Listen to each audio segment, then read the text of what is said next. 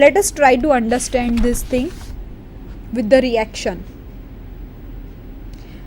Chlorination, if you see here very clearly, you have chlorine, okay, that is passed into our water. What is formed here? HOCl plus HCl, that is hypochlorous acid.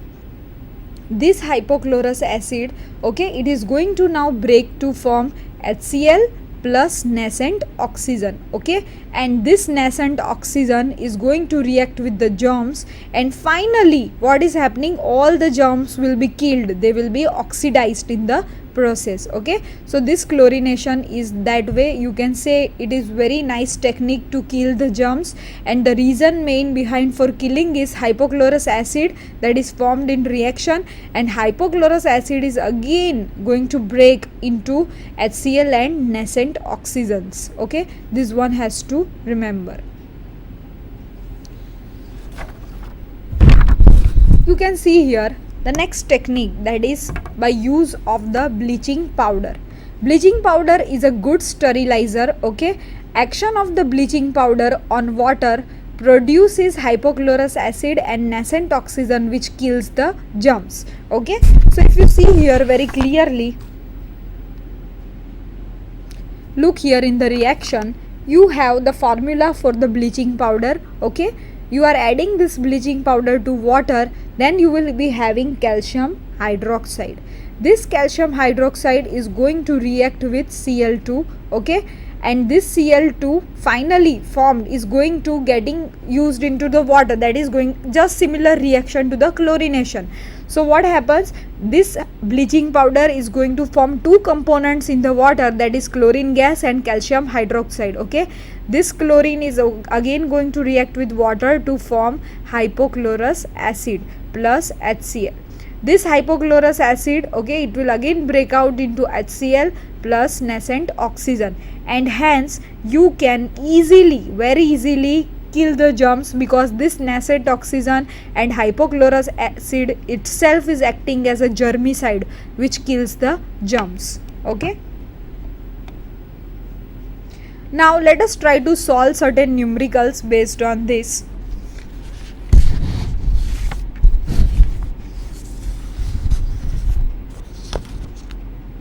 The first numerical that we will be taking here is, just try to understand how to calculate the numerical.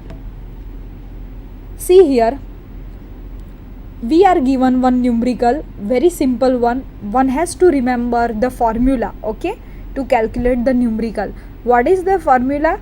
Hardness of the water, or you can say hardness of the salt, is given by weight of the salt, that is given here, into 100 divided by molecular weight. This is the formula that one has to remember while calculating any numerical, okay. Let us try to see here.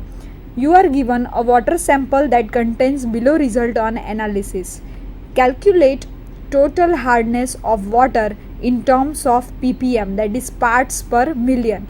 If you see here very clearly, magnesium bicarbonate, okay, that is going to give here, result is given for magnesium bicarbonate content in water is 14 mg per liter, magnesium chloride 30 mg per liter, calcium chloride 20 mg per liter.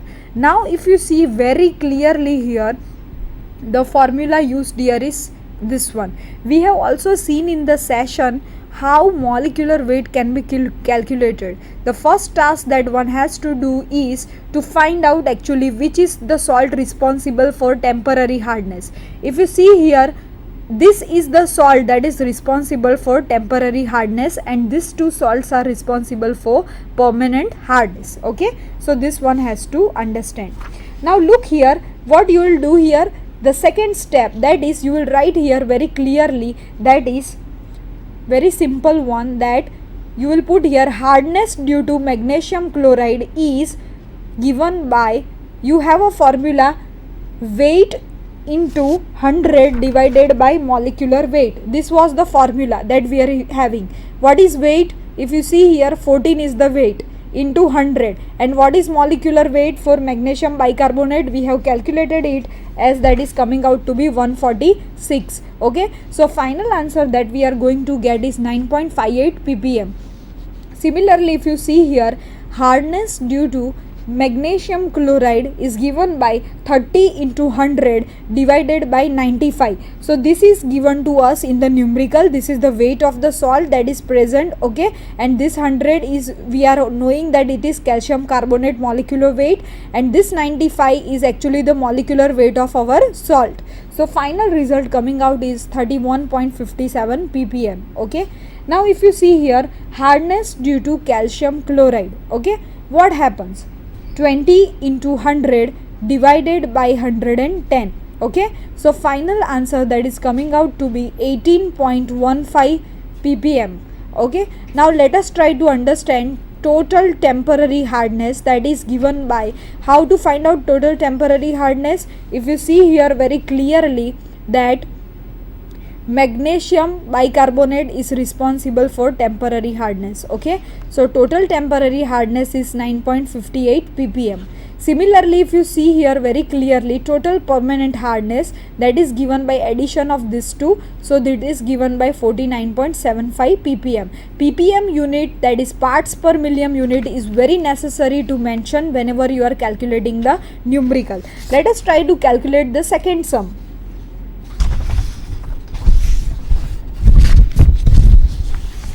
If you have seen here, the second sum that is having a water sample gives below result on analysis.